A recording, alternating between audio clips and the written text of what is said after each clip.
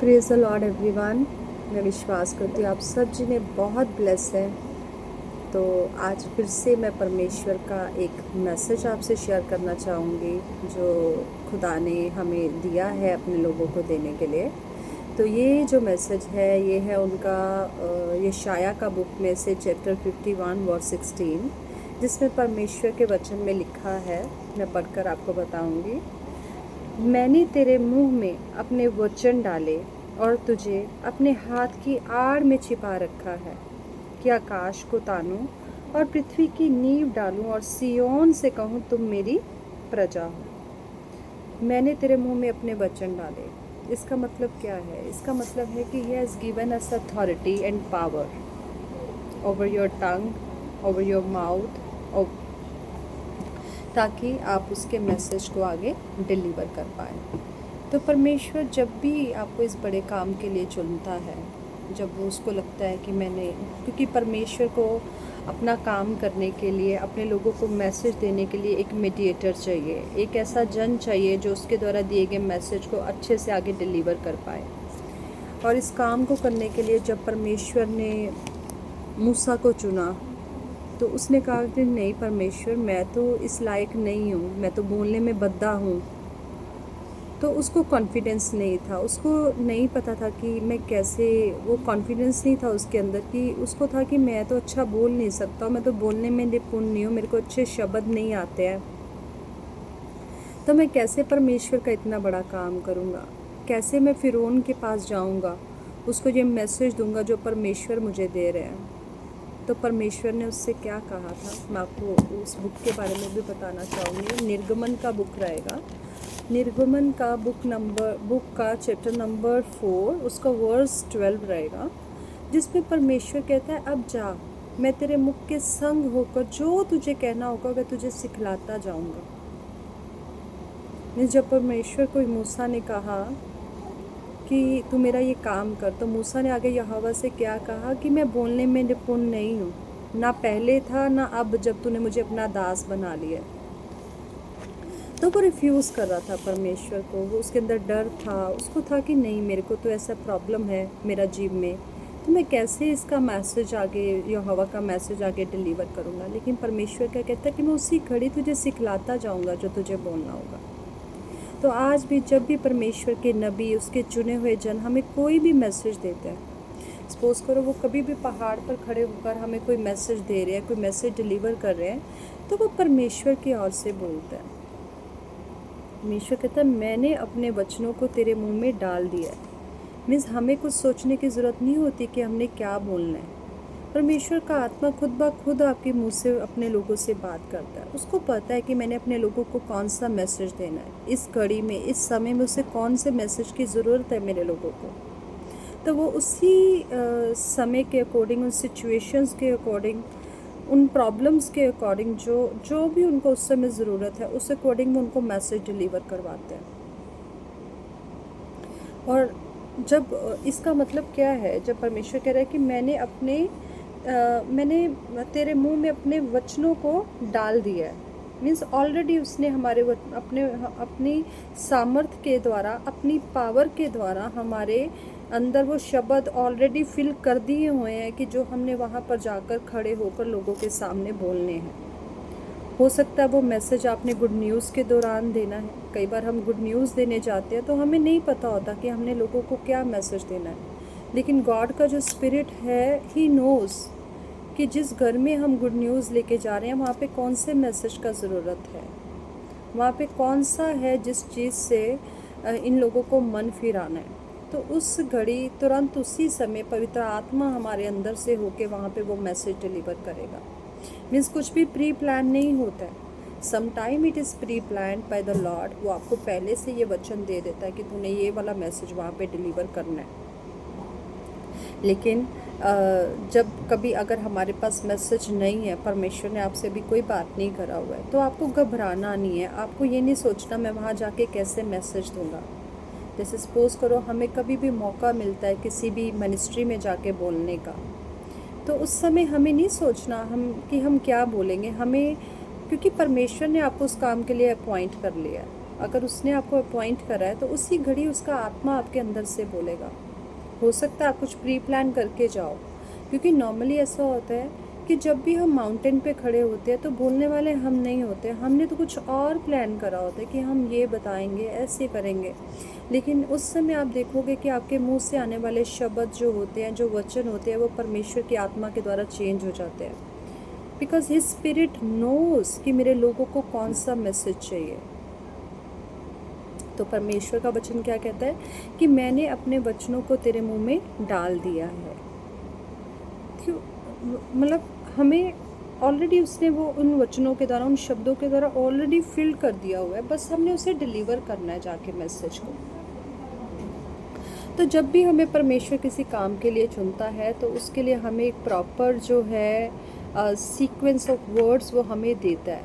वो हमें बताता है कि किस जगह पे कौन सा वर्ड देना है, कौन सा टेस्टिमनी देना है, कैसे परमेश्वर का आत्मा जब उनसे बात करेगा तो लोगों को समझ में आएगा।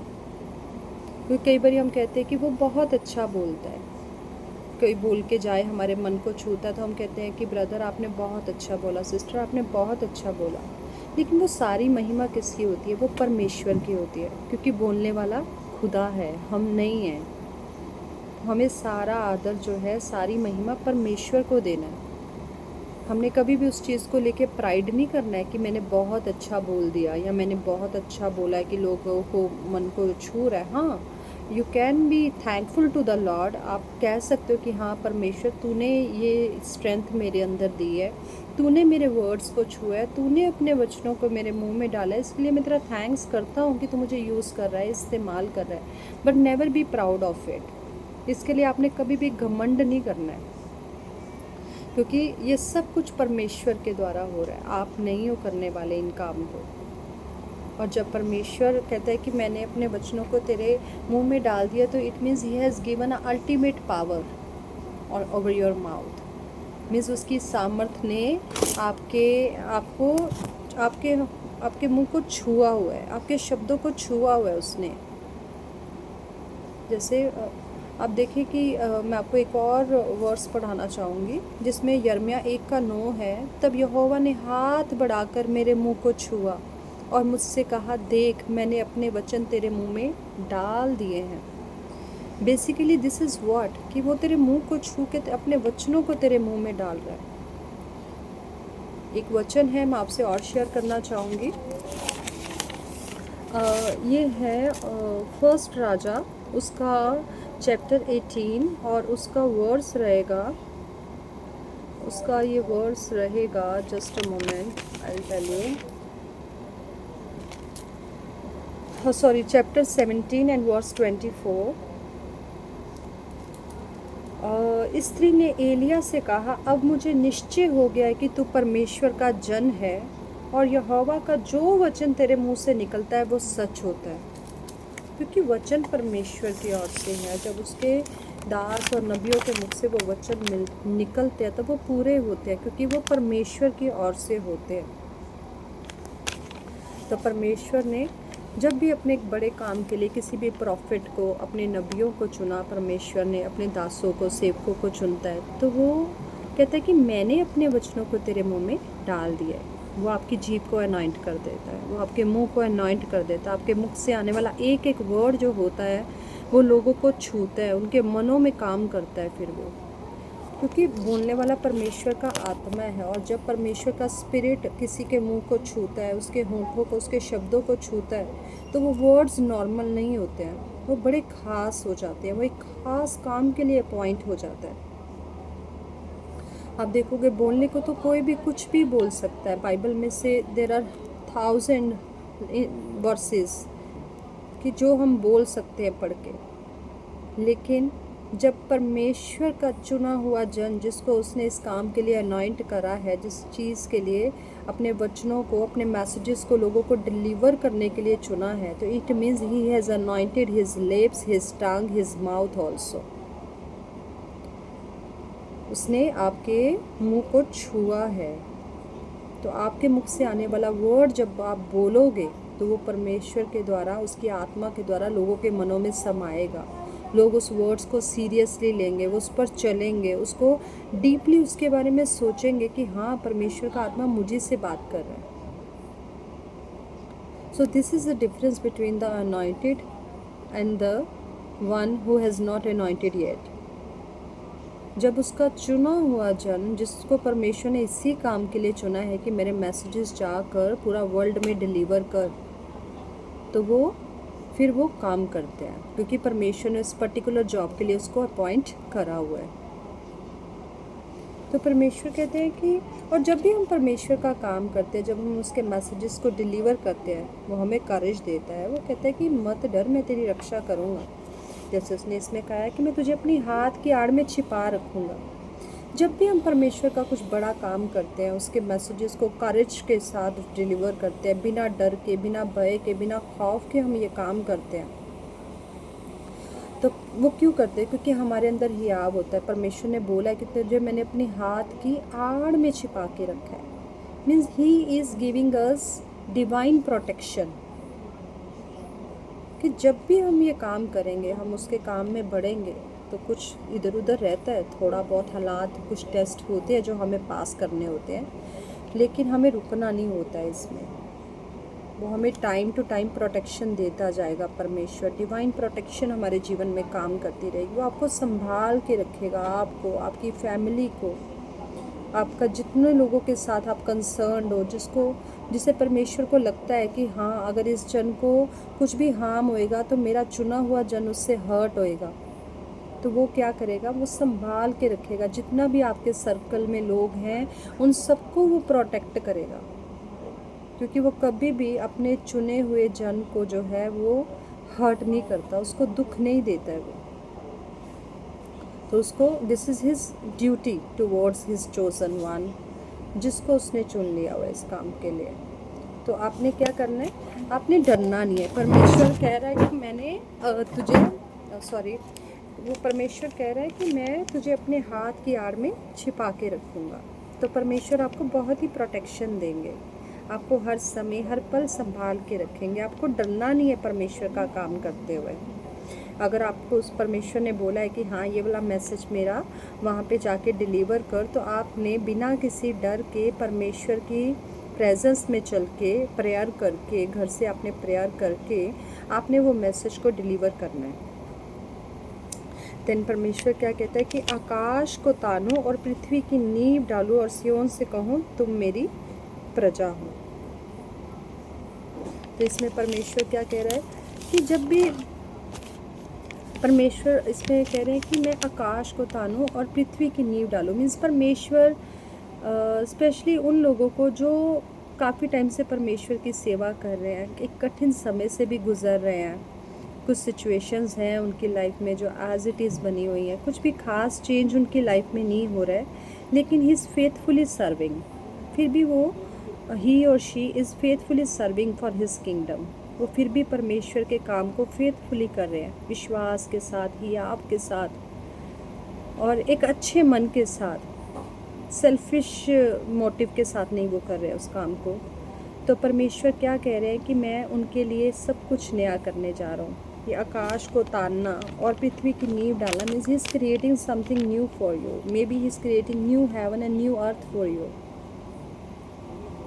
मे बी वो आपको किस नई जगह पे लेके जा रहे हैं, उनका ऐसा कुछ प्लान है परमेश्वर का जो अभी आपको दिख नहीं रहा है। और अगर तो आप परमेश्वर के साथ एक अच्छी बॉन्डिंग में चल रहे हो, आपका उसके साथ अच्छा रिलेशनशिप है, तो हो सकता है परमेश्वर ने आपको इस चीज़ के लिए अगुवाई भी करा हो कि हाँ, I am taking you somewhere. जैसे वो अब्राहम को लेके गया ऐसे देश में जहाँ उसको कुछ नहीं पता था, वहाँ पे कौन से लोग हैं, क्या बिज़नेस मिलेगा मुझे, क्या काम मिलेगा, मेरा घर कैसा होएगा, उसको कोई आइडिया नहीं था। वैसे ही परमेश्वर आपके लिए सब कुछ नया करने जा रहे हैं, आपको कुछ ऐसे प्लेस में लेके जा रहे हैं जहाँ पर आपकी इस अनॉइंटिंग की कदर होएगी, जहाँ पे आपके द्वारा बोले गए शब्दों को वैल्यू दी जाएगी।